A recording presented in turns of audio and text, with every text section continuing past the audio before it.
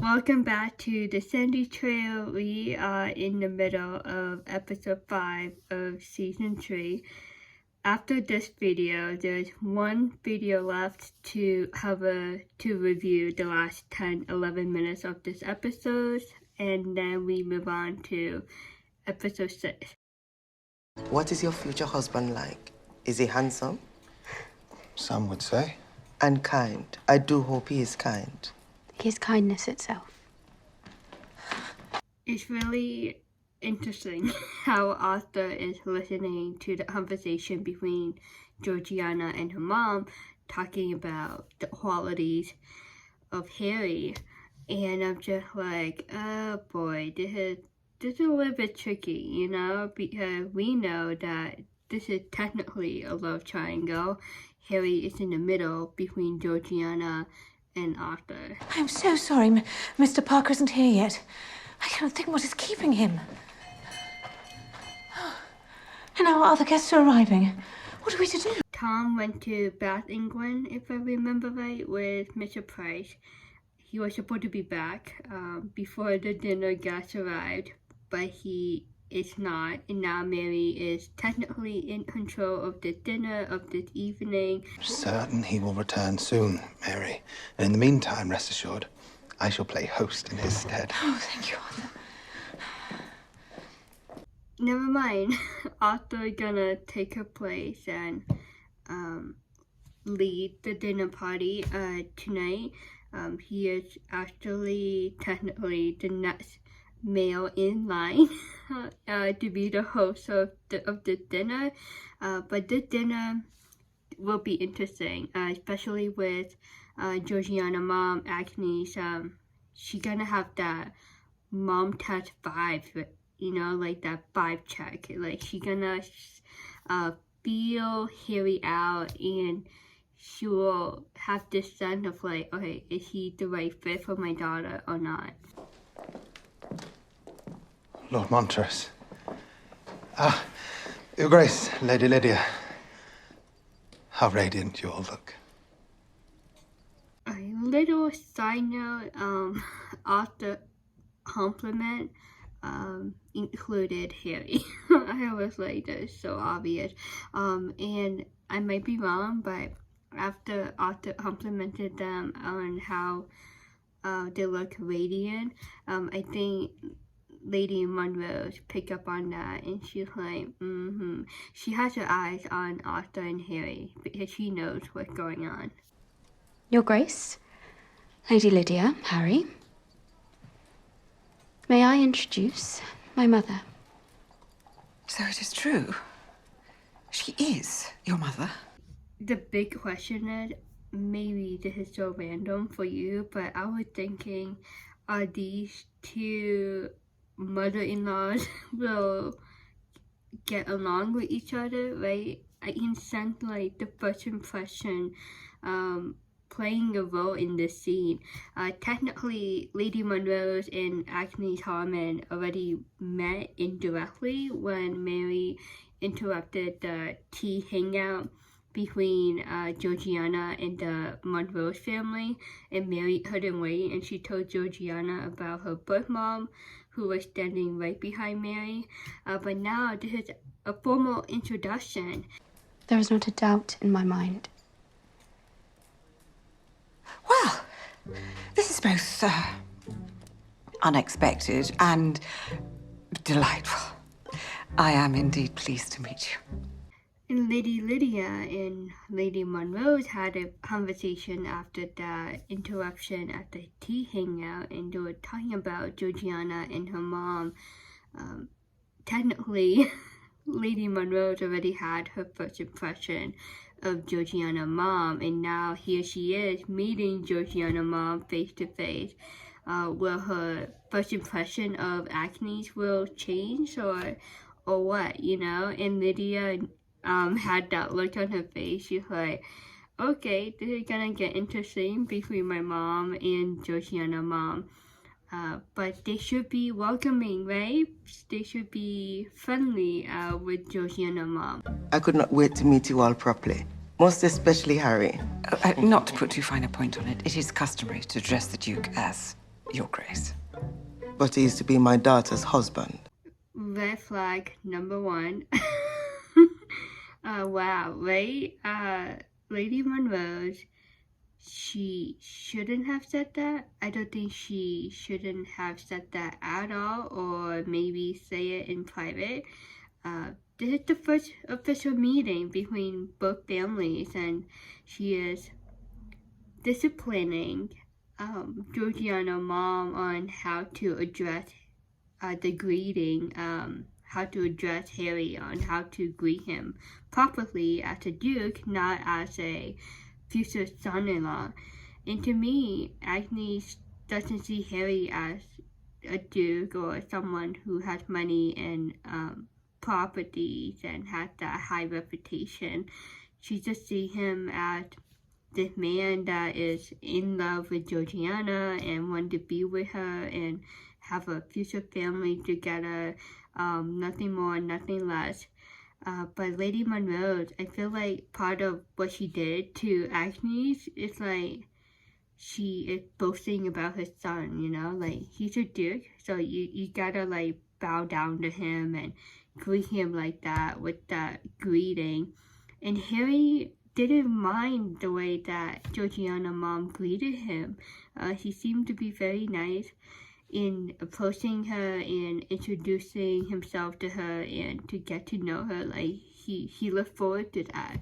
But Lady Monroe, she might butt head with Georgiana's mom, and Georgiana's mom might butt head with Lady Monroe too. I can totally see these two women have fight in the future. Oh, let's not split hairs, Mrs. Miss Harmon. Oh, you're not married. How original. You know, people that have a lot of money that can be very arrogant and they can like look down to people that are not in the same class, social class, you know. And that's how I said with Lady Monroe. She's like, oh, you're not married, you're single, you don't have a title, you don't have much, you know. And she kind of like looked down on Agnes, and it's not a good sign. And Georgiana felt that. Harry felt that. Lydia, she looked down. I think she's a bit embarrassed by the way her mom is treating Georgiana's mom, like right off the bat. It's not really nice what Lady Monroe did to Georgiana's mom. When you asked me to stay for dinner, I would never have guessed you had this in mind. Had I known you'd be here, I would have had cook prepare a banquet. Ah, this is infinitely preferable. I like this casual, normal dinner between Lady Susan and Selma. Pretty laid back, just chilling, and they like, I think they're like technically like in the basement, not in the proper dining room. It's just so chill, you know. And Lady Susan didn't mind that. She loved the company of Samuel, and they seem to be getting along with each other really well. There's no finer meal than a lot of forage. Now, I suspect you rarely venture below stairs. You seem to be under the misconception that I am inherently grand. Lady Susan, she seemed to be like the way that you see her, like on the outside. She seemed to be a rich lady, right? Have that high status, high reputation. A lot of people know her. She knows a lot of people in return. She dated the king, and she, you know, got her heart broken by the king, and there were gossip and talks about her and her relationship with the king. She seemed to have everything, and she can have everything, but she's pretty chill and humble about herself. She doesn't brag about herself and who she is now, like how far she have come in her life. She talked to Charlotte in season 1 at a ball that is mostly for rich people, and she is so down to earth. And she talked to Charlotte, and Charlotte's like, okay, like this random woman, like, you know, started talking to me and about love advice and cheering me on with Sydney. She doesn't see Charlotte as like a poor girl from London, you know. She sees people as people, like whether you rich or poor or whether you from Sanditon or not. And that's how she always viewed Charlotte. She viewed Charlotte just like any other ladies, as a lady friend. And she seems so chill about eating downstairs with the dinner with Samuel. It just shows that she's very humble about who she is and where she is right now in her life. My parents were not wealthy. Then you met Lord de Clement. Oh, he was not wealthy either. Or kind. It's really nice to hear more of Lady Susan's life stories, her past, her love life, her history of the men and lovers that she dated and that ex-husband that she was married to. We married in circumstances not unlike those your niece finds herself in now. Hence your concern for her.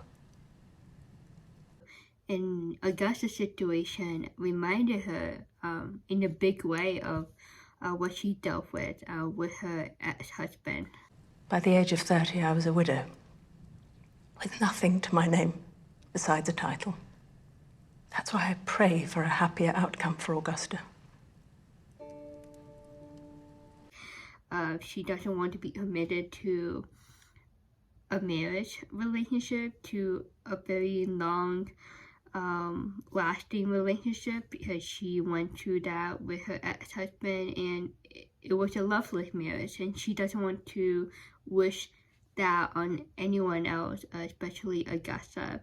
So it's a really interesting twist, storyline that we get to hear about Lady Susan and how she was in the same shoes that Augusta is in right now, and she doesn't want Augusta to make the same mistake. And why you've since sworn off love and marriage. It's getting late. I've kept you too long. The conversation is getting a little bit deeper, right? And Samuel, he's a lawyer. I'm not surprised that he can like put the puzzle together and figure out like a story about Lady Susan, like who is Lady Susan? And he picked up on that vibe, like, okay, so that's why you want to be single. You just want to like have this like, either you want to be single or you have like a dating relationship with no commitments, like with no wedding. You just like, you know, go from one person to the next. Must you leave?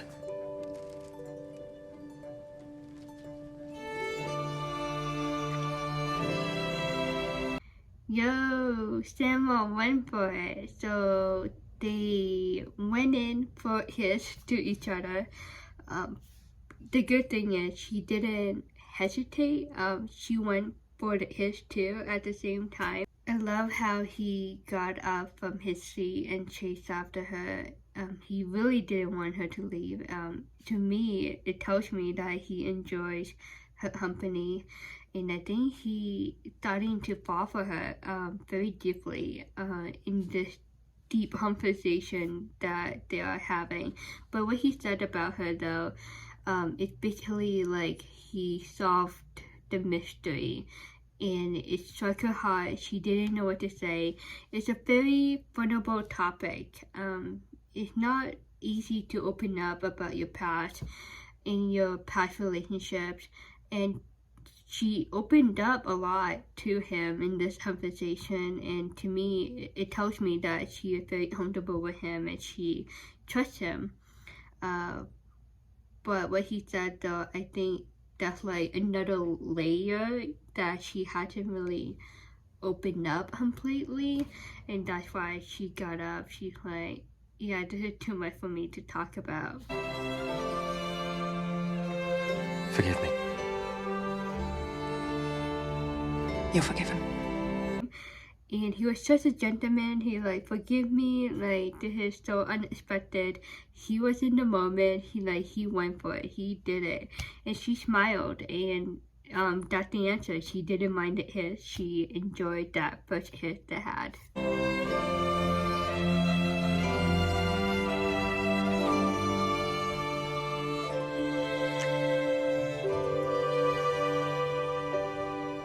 So I totally shipped this couple since like the first scene together. I did not expect to see Lady Susan find her happy love story in season 3. I didn't even know that she was coming back in the show in season 3. I tried not to read the articles and stuff before the new season, so I had no idea that this character, Lady Susan, will be coming back in season 3. It's actually nice that she did, because in season 1, she was all about, Team Charlotte and cheering her on with Sydney, and then nothing in season 2. In season 3, she still cheered for Charlotte with Alexander, but at the same time, she cheered herself, to find happiness again. Here came Samuel Heybourne into her life, and they kiss in this scene, and I thought there was a lovely scene when they kiss, and it's just really magical. I must apologise again for my husband's unforgivable lateness. I'm sure he won't mind that we've started without him. Mr. Parker, surely a toast is called for. Tom is still not at home. Mary is still freaking out. Totally understandable. Thank goodness Arthur is there. He's like, the second man in line if Tom is not around. Of course, Your Grace. To the future Duke and Duchess of Buckinghamshire. This is awkward.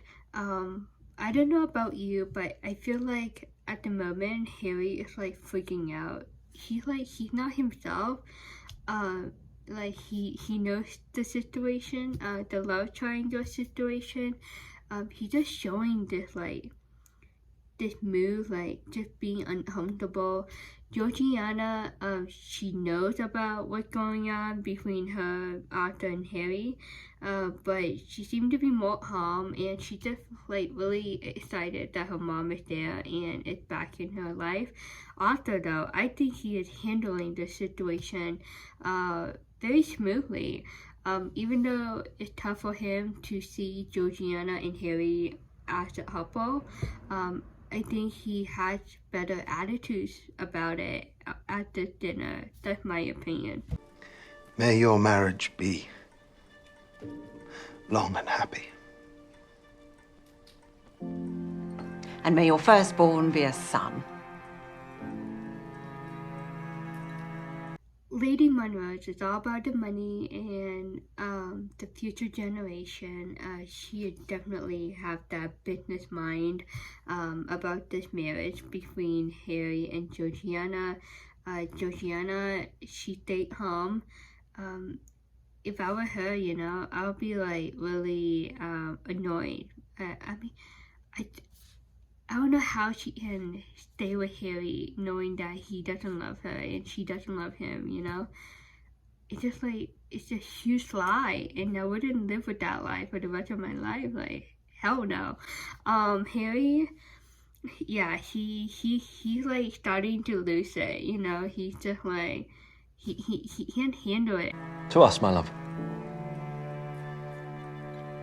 How long will you be staying in Sanditon for, Miss Harmon? As long as I can. Now that I've found Georgiana, I am reluctant to let her out of my sight. Do you notice that on Agnes' face, she picked up something else is going on? Georgiana, Harry doesn't look happy in love with each other.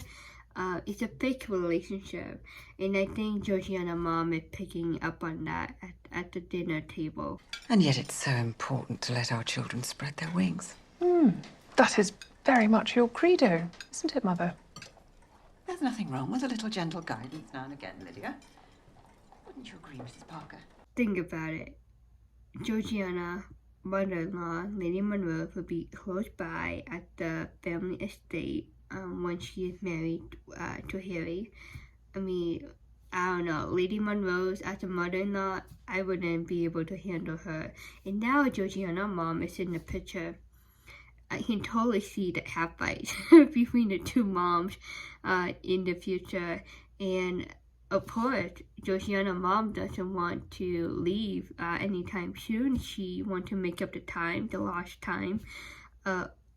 After all these years, she wants to be close to Georgiana and rebuild that mother-daughter relationship. When Lady Monroe said, let our children spread their wings, I don't know if I understand this right. Maybe I'm wrong, but I think she wants to be in control of Georgiana's future, especially when Georgiana becomes the new Duchess, gain that new title. I think Lady Monroe's want to have some management over Georgiana and teach her on how to be a Duchess and run the household, run the estate, how to be a proper wife, how to be a proper Duchess.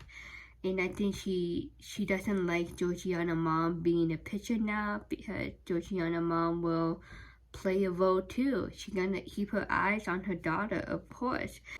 Well, my children are still young. Arthur, I've been thinking. It is not a perfect solution, but Chorley is vast. There would be ample room for you to live with us, would there not, Harry? I think this is a bad idea for the long run. I know she tried to be nice and equal between Harry and Arthur. To me, it's like she is trying to support Arthur in return. So it's like business relationship. She really doesn't love Harry. He doesn't love her. It's just that outward public image, you know. But in private, in secret, she supported Harry and Arthur together. So she thought of this idea and proposed it to Arthur in front of Harry. And I think, you know, this is something that Harry did not expect for Georgiana to say at the dinner table. But I don't think it's a good idea, especially in the long run. Like, for example, if Harry and Georgiana end up with a kid, you know, and it become more complicated, and that, you know, the kid or children like find out that the dad, you know, is with another man. I think it's just gonna get messy. I think with children, it will get messier. Ample, if the arrangement would be agreeable. Of course you would. What is the topic down there, I wonder? You all look fearfully serious. Lady Monroe, she always liked to stick her nose into other people's business. I think it's getting annoying at that point, but she knows what's going on between Arthur and Harry, so of course she interrupted the private conversation of the trio, Georgiana, Harry, and Arthur. But Harry agreed to Georgiana's plan. So that confirms, she's like, yeah, I don't love her, but he has feeling for Arthur instead. Arthur, he seemed a bit hesitant, like he wasn't sure if he should say yes right there and then. Now Lady Monroe interrupted them. Georgiana was just telling me how large your estate is, Your Grace. Oh, it's a monstrous burden. Sometimes I think it would be a relief to live in a dear little house like this. Nice save, Arthur. Nice save. I imagine you can cope with a bare handful of staff, Mrs. Parker. I consider myself fortunate to have any, Your Grace. And what is your situation, Miss Harmon? Another red flag coming from Lady Monroe. I'm telling you, she doesn't like Georgiana's mom for some reason. You can see it all over her face, and she is judging Miss Harmon by asking her a question about her living situation, comparing herself against Miss Harmon, you know, comparing Lady Monroe's herself of how she has a big house and fancy house, have everything, and you know, she has a son that is a duke, and she comparing herself to Miss Harmon, who basically have much less stuff, assets, who has way less money than Lady Monroe's has. So it's not good. It's not a good picture. It's not a good representation of the Monroe family, you know? Like, you want to come off as like a nice in-law, but she is not a nice in-law to Georgiana's mom. I lodge with my employer in Bristol. Oh, so you have a trade? I work for an organization that helps former slaves. They were a great help to me when I was given my freedom. Kudos to Miss Harmon. She proudly talked about herself. She is happy with her life. She is happy with a home that she has. Like, at least she has a home, a roof to live under, you know? She's very grateful. She's very humble. And she has the passion to help other people through this organization that she works for.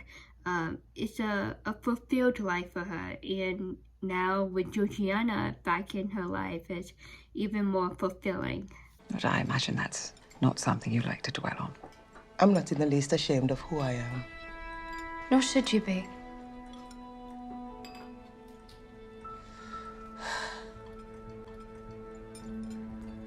Good for Georgiana, good for Miss Harmon.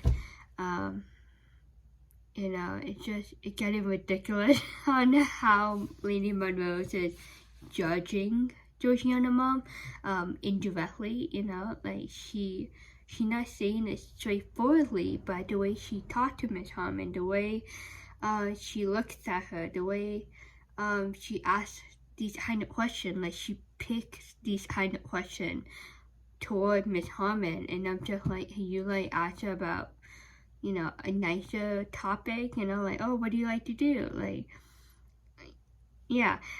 Anyway, it's just so bad. And Lydia, she keeps like looking back and forth between her mom and Miss Harmon. She knows her mom, and she's like, Mom, like, don't embarrass us. Like, don't make it, you know, don't make us look bad, you know? Lydia doesn't seem to have a problem with Miss Harmon. I think she wouldn't mind Georgiana as a sister-in-law, but since, you know, Arthur and Harry situation, Lydia is supportive of Harry to be with Arthur, you know? But she doesn't have, like, a bad karma against Miss Harmon, but her mom does. And good for Georgiana supporting her mom, backing her up. I think she picked up on what Lady Monroe is trying to do, make her mom look bad in front of everyone else at the table. Georgiana is not ashamed at all either. She's like, she's my mom, number one. And number two, she represents herself well, and she went through a lot of trash in her past, and she overcame that, and I think that's something that Georgiana admires about her mom. Quite all right, Mrs. Parker? Oh, yes, thank you. I wonder if we have need for all these fires. It's barely autumn. You must tell me where you two met. Mary, remember that symptom that she had earlier when she got into an argument before Tom left the house? It was kind of like something wrong with her head, like she just had like maybe like a brain freeze or something, and now she is feeling too hot in the room, abnormally too warm, feeling too warm. So that's another symptom. But Miss Harmon wanted to find out, learn more about Georgiana and Harry's love story. And I think she is picking up on the fact that this is not really real love. She did mention to Georgiana, oh, I can't wait to meet the man that you love. And Georgiana's like, oh boy. We met here in Sanditon. Just a few weeks ago. A brief courtship? Briefest imaginable. Yes. She asked Harry and Georgiana, but Arthur pitched in and said a few weeks ago. So that's like a red flag notification for Miss Harmon. She's like, okay. She's like, that's not really real love. Like, you can fall in love that fast. And then Lydia, said something else too. It's funny though, Lydia and Arthur are against this relationship of Georgiana and Harry. Yes, I was struck by Georgiana the first time I saw her. And, We quickly came to realise we wanted the same things. And what are those things? Miss Harmon gonna figure out pretty quickly, and she just met her daughter, right? But that's a mom heart. That's a mom 10 senses, you know how we have 5 senses, like moms have like 10 senses. So she's gonna figure out pretty quickly. Harry, he's not himself. Like, he could have done better. Like, he could have like lied better and make up a really fake love story, to impress Miss Harmon. But he doesn't even like give much effort about it. And Georgiana tried to cover his butt and tried to make it their love story presentable in front of Georgiana's mom. Oh, what everyone wants from a marriage, surely. Position, stability. Some might venture love should play a part. Love takes many forms, Lydia. But you do love each other, don't you? These questions darting at Georgiana and Harry, and Georgiana felt helpless. She's like running out of words to say and how to answer her mom's question, and Lady Monroe jumped in. And Lydia, she's like on her mom. And I think she had enough of her mom ruining Lydia's love life as well as Harry's love life. She's like, I had enough. Like, Mom, you need to get out of our love life. Like, let us pick who we want to be with. So to me, Lydia is getting very, very impatient with her mom at this point. All those years, Miss Harmon was still a mom to Georgiana, right? Even though she wasn't physically present in Georgiana's life, she is still Georgiana's mom. And once she found Georgiana, her mother role became active again. Like, it was inactive, but it became active again. And she watched out for Georgiana. She asked her question about Harry. She asked them if they truly love each other. And to me, that's just being the best mom that she is. She's very protective and wants the best for her daughter, Georgiana. Of course.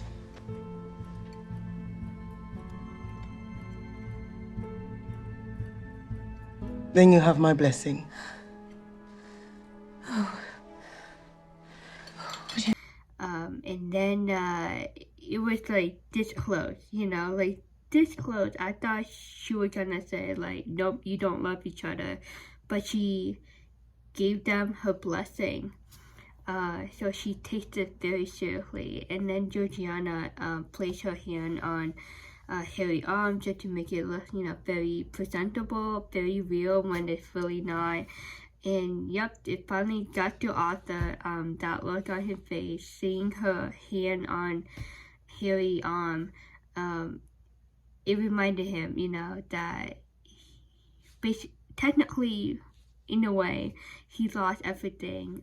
He lost his chance to be with Harry. Like, they can have a secret relationship, but they cannot be open about it. And Georgiana is like the controller of the relationship because she will be married to Harry. So there will be limits on Arthur's relationship with Harry if they both agree to have a secret relationship behind the doors after Georgiana marries Harry. Also, Lady Monroe's looked over to Miss Harmon after she said, "You have my blessing." And there was that look of like, are you kidding me, woman? Like, why do you have to give them your permission. Like, Georgiana and Harry are already engaged. Like, they're gonna marry, you know. Lady Monroe, she is on that mission to get her son married as soon as possible. Jane, excuse me. I feel a sudden need of some air. She's burning up. Send for a doctor at once.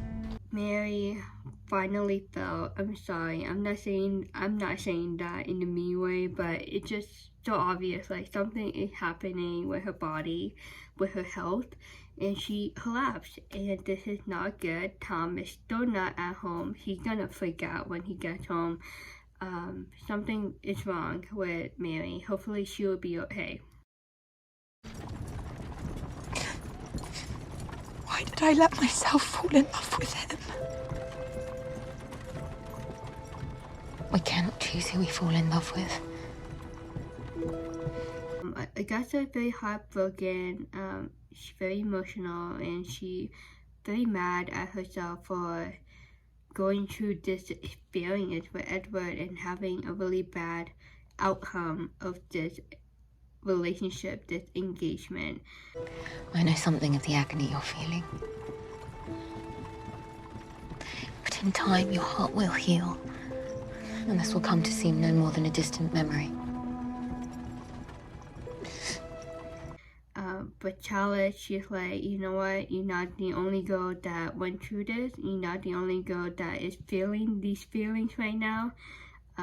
She doesn't want Augusta to be mad at herself, like really bad to the point that she might become depressed. So Charlotte is trying to comfort her and be there for her.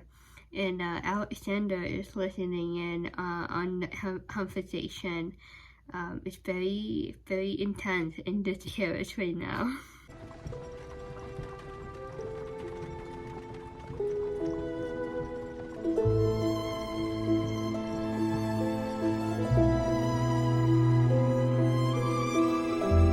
Hopefully, it will become a distant memory. I mean, it's hard, you know. You would think about it all the time, you know, like in the first 6 months, I would say. And then once you find a new guy, a better man, Augusta will be happy again, and she will forget all about Edward. And hopefully she learned her mistakes and not make the same mistake with this next guy that she will fall in love with. But the look between Charlotte and Alexander before this scene ended, that was intense. That was a little bit emotional at the same time. Charlotte was being emotional too. My guess is that she was thinking about, you know, her past relationship and how it ended with Sydney, like it was so bad, and then his death, like that was even worse.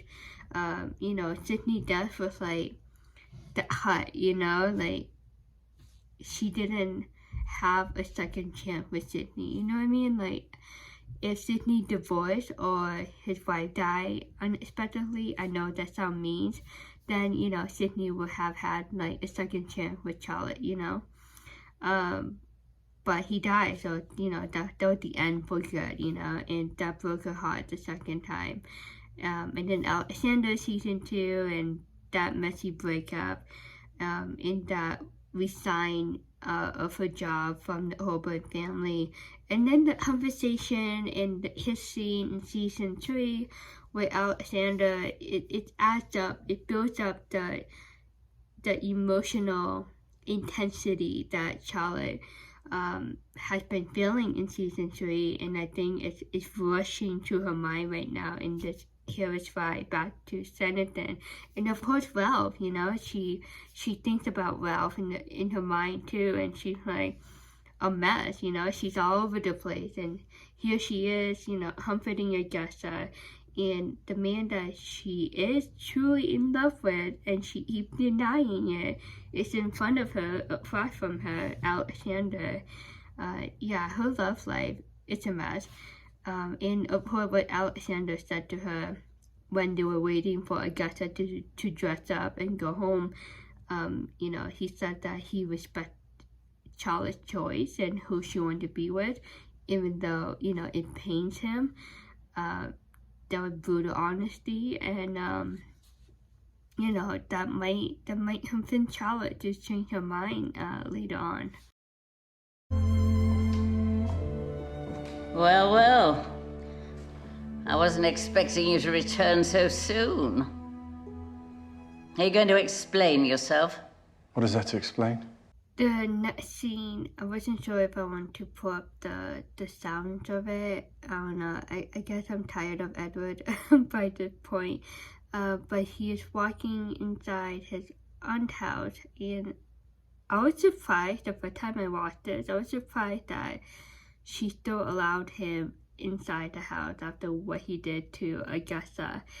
But at the same time, I was questioning, you know, did he actually fall for Augusta, or he's just like pretending of it like really well? For all your efforts, Aunt, it seems that I'm quite irredeemable after all. I assume this means your plan failed. Mr. Coburn caught up with you before you could ruin his niece. Lady Denham, she has very low expectation of her nephew. She already knew that Edward will always be Edward. She said something in season 3, like how men are fixed at birth, like whether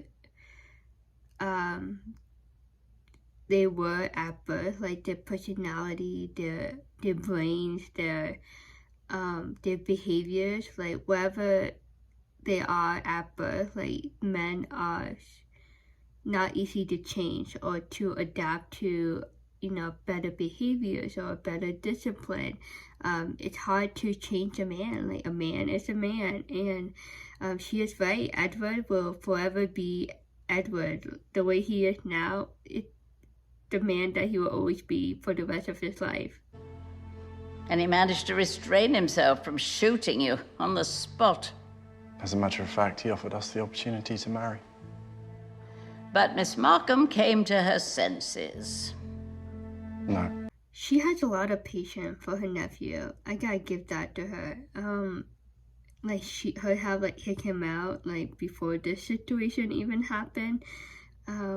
But she loves him, like, you know, as an aunt, you know, aunt-nephew relationship. She's like, boy, like, you will never learn, but I still love you as my nephew. She has a lot of patience for him. Edward, he seemed, like, very sad. I don't know if he's faking it. That's why I was confused. I was like, did he actually have feelings for Augusta, like, for real? It was I who declined. Why? Because she deserves a good deal better than a man like me. Oh, good heavens. Could it be you actually felt something for her?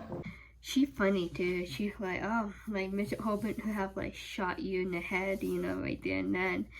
Which is true, like Mr. Heybourne who have like done something bad against Edward.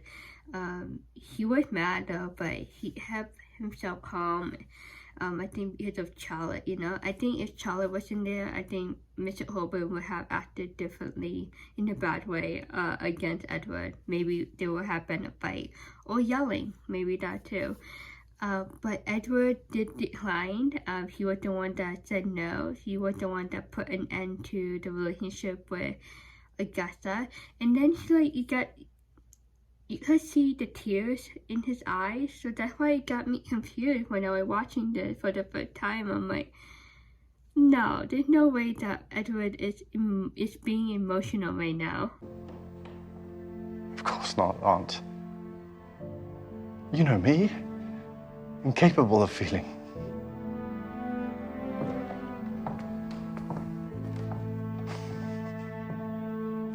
Then I was like thinking, okay, you know what? We gotta give some grace to Edward. Okay, he's not the bad guy, right?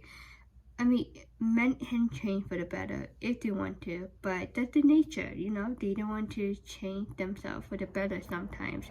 But I think Edward is feeling so low, feeling so down in this scene to the point that, you know, he's just like he's making the same mistake. Maybe he got tired of it. Maybe he started to realize about it when he was on his way home to Sanditon. you know, maybe he tired of the judgment on him. You know, everyone look at him like, oh, like he's a bad man. You know, his reputation is like so poor at the moment. His public image is like not the best at the moment. So maybe half of him, he's like, you know, he realized he's a bad man. I think he accepted that finally in this scene. He's like, yeah, I'm a bad man. And I think he sadly accepted that he cannot never be redeemed. You know, like he doesn't have the confidence, he doesn't have the support and encouragement from his family to watch out for him and to help him and guide him, to love on him. I mean, even though Lady Denham is, you know, punishing him with her program and all that and giving him the accommodation by living in Lady Denham's house, Lady Denham doesn't really love him tenderly, you know, like she gives him hard love and he doesn't really have anyone, you know. And Augusta was like probably like the first good friend he ever had in Sanditon. So I think half of him, like, there's a good side of him. I think, you know, there's that one quick second moment where, you know, he realized, you know, what he did wrong. But at the same time, like he said to Lady Denham, he's like, you were right, you know, I'm a type of guy that cannot be redeemed. I will always be bad.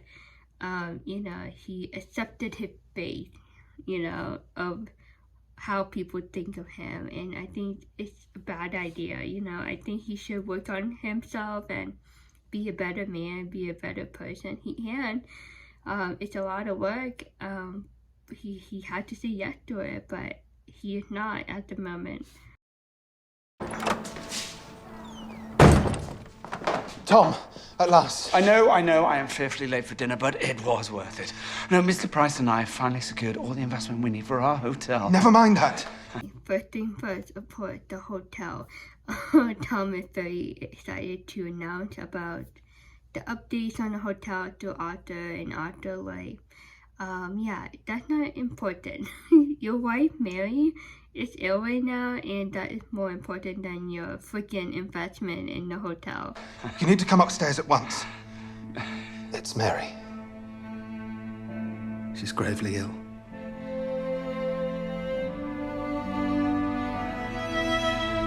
His mind, his heart, like, switched like that quick.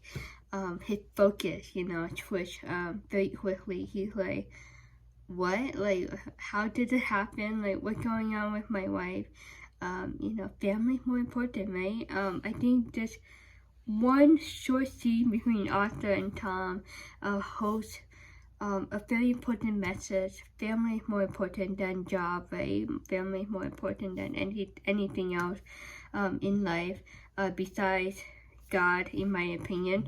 But yeah, it's just yeah, it's a turn of events for Tom, his character Tom. Throughout season 3, like all he hears about is the hotel, right? But now it's about family and health, and hopefully Mary will be okay. We see Tom going inside the bedroom and Mary laying there flat on the bed, and she doesn't look good. Everyone around her looks very concerned. This is so unexpected for everyone. You know, they didn't see this coming. We, the audience, we saw it coming. We saw the symptoms that she was having before she collapsed at the dinner table. But yeah, so hopefully Mary will be okay. And I hope this teaches a lesson to Tom. Like, think twice about the hotel and think twice about how you treat your wife and how you talk to her and how you are not listening to her. You are not patient with her. So maybe this will motivate him to change the direction of the hotel location, you know. This is big, you know, like which is more important, hotel or having your wife here on earth with you, you know. You don't want her to die too soon, especially with the kids, to have children. So hopefully Mary will be okay. So we will leave it off here. I think we only have like less than 11 minutes left of this episode, which we will talk about in the next video. Once again, thank you for your support, and I'll see you very soon for the last part of episode 5 of season 3 review. Bye.